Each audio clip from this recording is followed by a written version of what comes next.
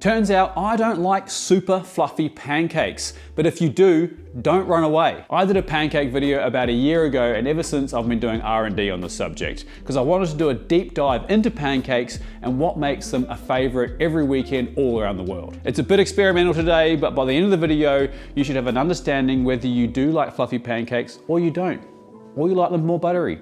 It's all subjective. Now, I'm not teaching you how to make a crepe, that's a different video. I'm also not saying that fluffy pancakes suck. I just want to show you different levels of fluff and butter and how that affects the flavor and the eating of the pancake. So we're gonna start with the pancake recipe that I've got in my cookbook as the baseline recipe, and then we're gonna tweak and change it a bit from there. First up, dry ingredients. So we got plain flour, or AP flour in the US, caster sugar, baking powder, and bicarbonate soda. The other good thing about this recipe is it's easier. Dry ingredients, wet ingredients, mix together, you're off to the races. Pinch of salt, bit more than a pinch. Give it a whisk, set that to the side. In a separate bowl, buttermilk, milk, eggs, melted butter. Whisk our wet ingredients, then we're gonna turn our pans on. We'll talk more about temperature and pan selection and stuff when we're cooking, but we do want to make sure these are properly heated up, not too hot though. That induction's set to number 4 of 10. Well, in the center of your dry ingredients, pour your wet ingredients in there. Now mix the batter, but don't over mix it. If you over mix it, you're gonna stretch the gluten or work the gluten too much, and you'll get kind of a tighter pancake. You want like a light, spongy, cakey pancake. So if there's little lumps, it's fine. That's that good to go.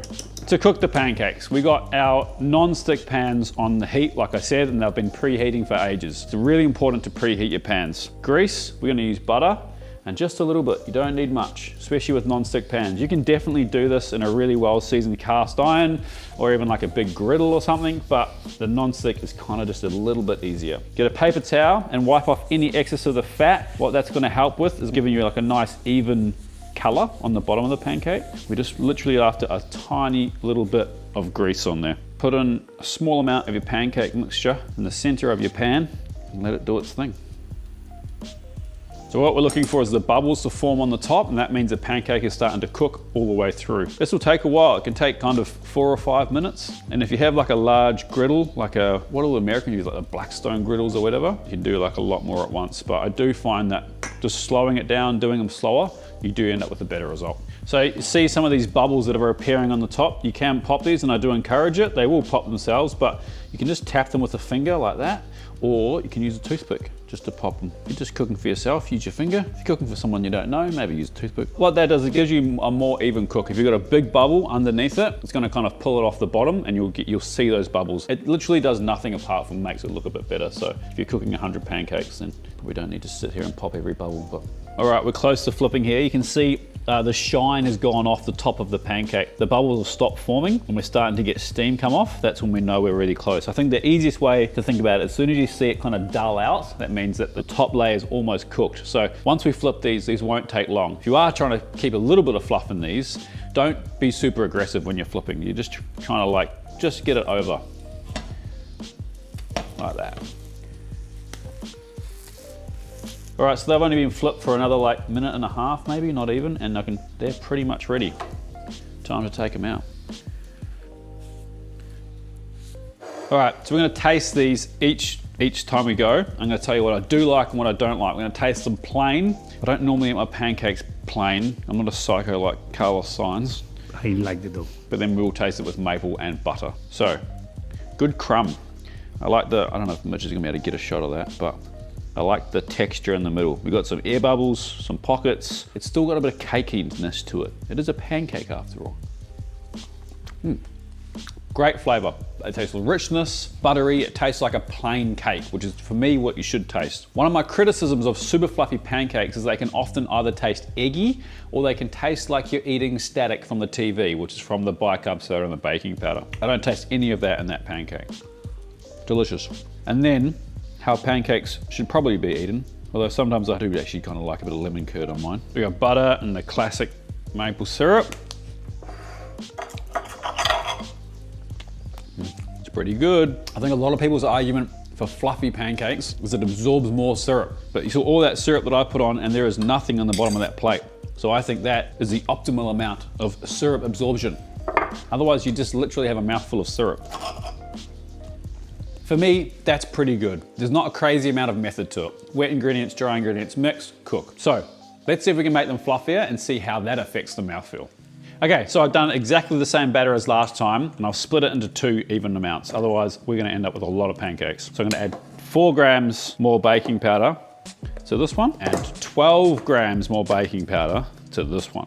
And let's see what happens. Make sure it's well mixed. So same as before, bit of grease, then we'll wipe off. The pans are all on the same temperature as before. Nothing else has changed.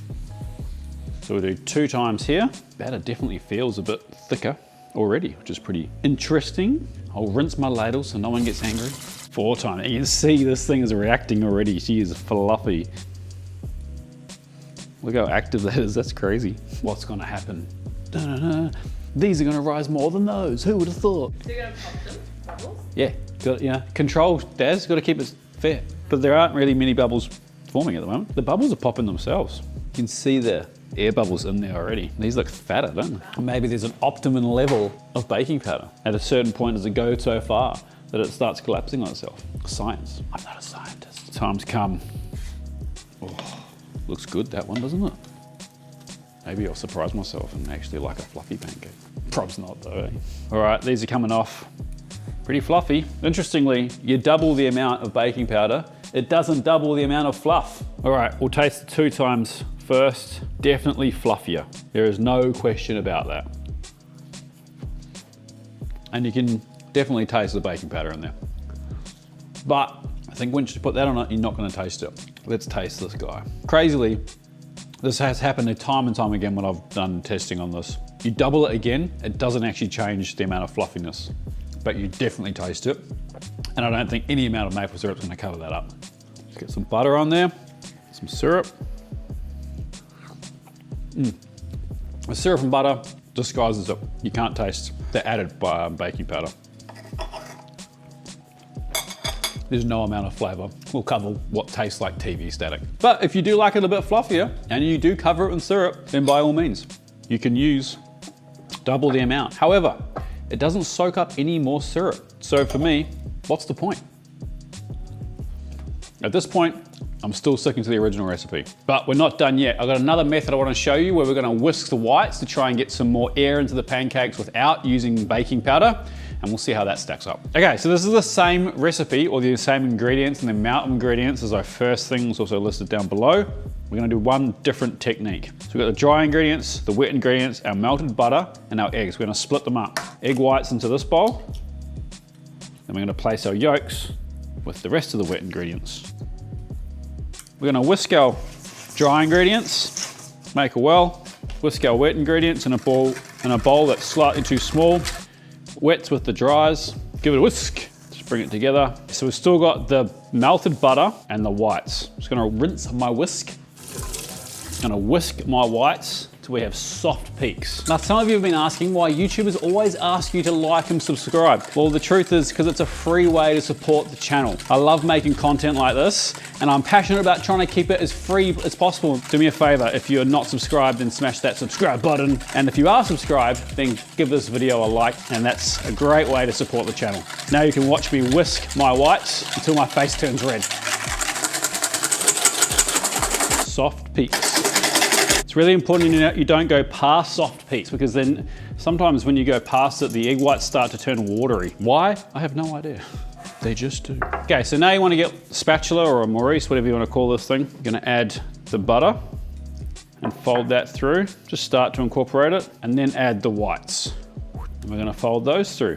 So folding ingredients through, basically like a cutting motion. And why we say fold it through is because we're trying to keep as much air as possible in this batter that we just work so hard for to incorporate into those whites. So if you think about cutting through things, that's the easiest way to think about folding through. And the batter is already feeling light and delicious. The batter does feel a lot more airy to the last batters that we made. Time to cook some cakes. Same as before. Pan's on the same heat. A little bit of butter, wipe the butter off. While you're wiping it on, then wiping it off, you just want a really light layer on there. You don't want too much fat. Time to get the batter in. Carlos might be onto something. Let's get these off. That's a fat stack. Well, they're fluffy. They're actually more fluffy than when we quadrupled the amount of baking powder in it, which is pretty impressive. Tear one open. Very light, fluffy interior, but how do they taste? Flavor's good. It's the same as the first one, but is it too fluffy? This is really a point of personal preference at this point. There's no right or wrong answer. Let's taste it with some maple syrup and butter.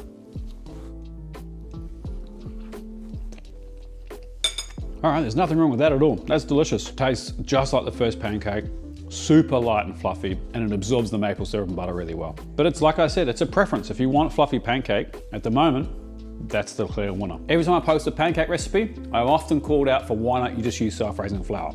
So let's use self-raising flour with the original recipe, remove the baking powder and baking soda, and see how that turns out. All right, same base recipe as we've used the whole way along, except we're gonna replace the flour, baking powder, and bicarbonated soda with self-raising flour. Mix your dry ingredients, mix your wet ingredients, add your wet ingredients to your dry ingredients, time to cook. Same as always, same temperature, bit of butter, batter in. Hey, batter. Definitely less fluffy than the last ones. So while these are cooking, let me tell you why I'm not a huge fan of self-raising flour. You can't control how much of the active agent is in it. If you just do it yourself, you can control it. Now, it's the same reason why I only buy unsalted butter. I can control the level of salt in here. Self-raising flour, I don't usually buy it because I can control the level of baking powder or yeast or sourdough starter or whatever I want to use to leaven that particular product. You can see already, this one doesn't have much in it because it's not rising at all. It also might not be a bad thing. So if you don't want fluffy pancakes, time to flip. Very flat. Too flat? Not so sure. Well, they cooked all right, but they're definitely a lot flatter. They're not too bad though. What do they taste like? Cross section's all right. Wow, they taste surprisingly different. Not in a bad way, just different. I don't know why. If you're camping or something and you can't be bothered taking baking powder and flour, not bad, but I do prefer the option to be able to control the levels of baking powder and baking soda. All right, we've got one more batter to try. We're gonna double the amount of butter that we put into the batter and see how that turns out. Lux, I think. Can I mix this without spilling any? No. So same as before, wet ingredients, dry ingredients. We all know how this goes by now, hopefully. Whisk your wet ingredients, whisk your dry ingredients, add your wet ingredients to your dry ingredients, mix that. Mitch will get some B-roll for no reason at all because he's got this shot 15 times already today. And then we're gonna add our butter, and I have doubled the amount of butter. Ooh, that's a lot of luscious butter. Mix that until it's incorporated, and it's time to cook. Same as before, temperature's the same. My butter's melted, a little bit in the middle. Wipe it off. It does look smoother, doesn't it, the batter? All that fat in there. All right, well, you get a really nice even color. So if that's important to you, go with the extra butter. What do they taste like? They didn't rise very much, but I think that's because the more butter makes it a wetter dough, it drops quicker. A little bit richer, a little bit more mouthfeel, but I think you're better off getting the mouthfeel from the fat by doing this. Let's have a taste. Pretty good, but they're very buttery now. And I'm a big fan of that dollop of butter on at the end. So my conclusion, personally, I'm a fan of my original recipe still. If you like it more fluffy, I suggest you do that by whisking your egg whites and folding them through carefully. If you like them really buttery, add more butter. And if you want a really sick thumbnail, then just pump it full of baking powder. Because I can't see any other reason why you'd do that. It just tastes kind of gross, to be honest. Thanks for watching. And if the idea of fluffy or flat pancakes doesn't float your boat, then just make pancake cereal. It's better than pancakes.